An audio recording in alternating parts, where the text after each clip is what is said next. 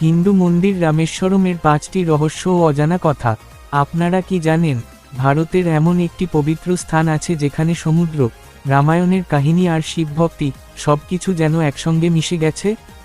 সেই পবিত্র স্থান হল রামেশ্বরম। নমস্কার। রামেশ্বরমকে হিন্দু ধর্মের 4 ধামের অন্যতম এবং দ্বাদশ জ্যোতির্লিঙ্গের একটি বলে মানা হয়। এই কারণেই সারা ভারত থেকে ভক্তরা এখানে দর্শনের জন্য আসেন। প্রথম রহস্য, রাম সেতু। রামায়ণের কাহিনী অনুযায়ী, ভগবান শ্রীরাম যখন সীতাকে উদ্ধারের জন্য লঙ্কার দিকে এগিয়ে যাচ্ছিলেন, তখন বানরসেনার সাহায্যে সমুদ্রের ওপর একটি সেতু তৈরি করা হয়েছিল।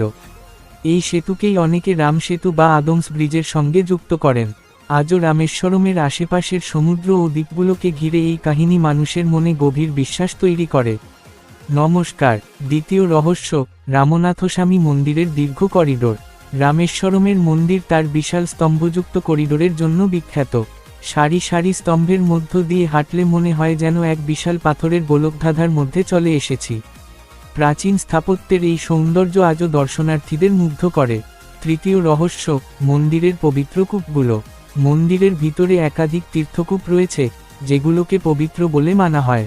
ভক্তরা বিশ্বাস করেন, এই তীর্থজল অত্যন্ত পবিত্র এবং ধর্মীয় আচার অনুষ্ঠানের সঙ্গে এর বিশেষ সম্পর্ক রয়েছে।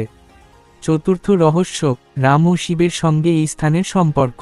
পুরাণের প্রচলিত কাহিনী অনুযায়ী, লঙ্কা জয়ের পর শ্রীরাম শিবের পূজা করেছিলেন এবং রামেশ্বরমে শিবলিঙ্গ প্রতিষ্ঠার সঙ্গে এই কাহিনী জড়িয়ে আছে। তাই এখানে শ্রীরাম এবং মহাদেব, 2 দেবতার ভক্তির এক অসাধারণ মিলন দেখতে পাওয়া যায়। ওম ত্রিভুজাকৃতি পতাকা। আর পঞ্চম রহস্য, এই জায়গার আধ্যাত্মিক অনুভূতি। সমুদ্রের ঢেউ, মন্দিরের ঘণ্টাধ্বনি, ভক্তদের প্রার্থনা আর চারপাশের পবিত্র পরিবেশ, সব মিলিয়ে রামেশ্বরমে গেলে অনেক মানুষের মনেই এক আলাদা শান্তির অনুভূতি তৈরি হয়।